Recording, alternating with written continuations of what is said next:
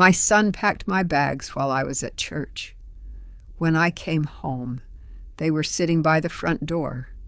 One suitcase, one box. His wife said, "We just think it's time you had your own space, Margaret." I was 63 years old, and I had just been evicted from the home I helped pay for. For 11 years, I lived in that house. When my husband died, my son Daniel asked me to move in, just for a little while to help with the kids. I never left. I cooked. I cleaned. I picked the grandchildren up from school every single day, while his wife, Renee, built her career. I gave up my apartment. I gave up my independence. I told myself, this is what family does. But somewhere along the way, I stopped being Grandma who helps and became the old woman in the guest room. Renee stopped asking my opinion on anything, not the kids' schooling, not dinner, not even where the furniture went. I heard them once through the wall, Renee saying, "She's just always here, as if 11 years of my life, folded into their household, was an inconvenience they were tolerating. The day they packed my things, they didn't even sit me down to talk. Renee handed me an envelope with 3 months' rent for a small room across town. "This should help you get settled," she said, like she was doing me a favor.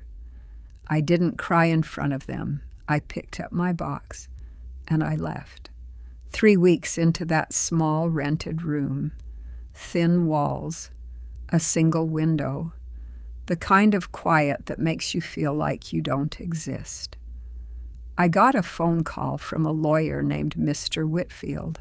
He said my late husband's oldest friend, Arthur, had passed away.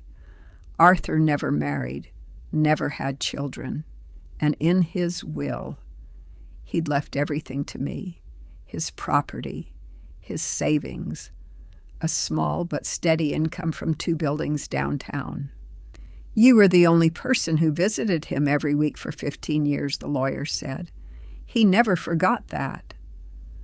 I sat in that small room and I cried, not from sadness this time, but because for the first time in over a decade, someone had seen me, truly seen me. I didn't call Daniel. I didn't tell Renee. I used part of the inheritance to move into a modest, comfortable home of my own. Nothing flashy, just mine. I planted tomatoes in the backyard. I joined a book club. I started saying no to things I didn't want to do for the first time in my adult life. Word got around, as it always does, and within a week Daniel was outside my new front door. He stood there, hands in his pockets, looking smaller than I remembered. "Mom, I didn't know. We didn't mean for it to..."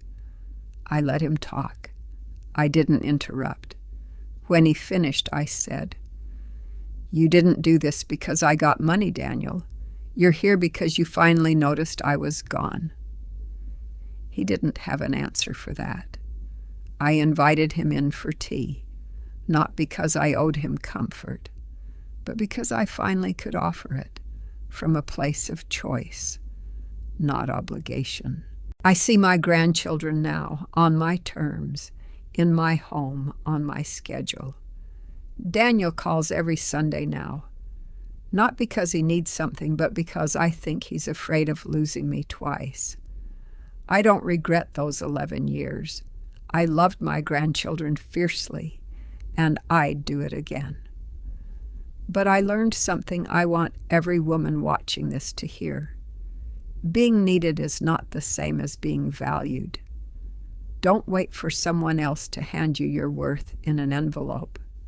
Sometimes you have to walk out the door before anyone realizes what they had.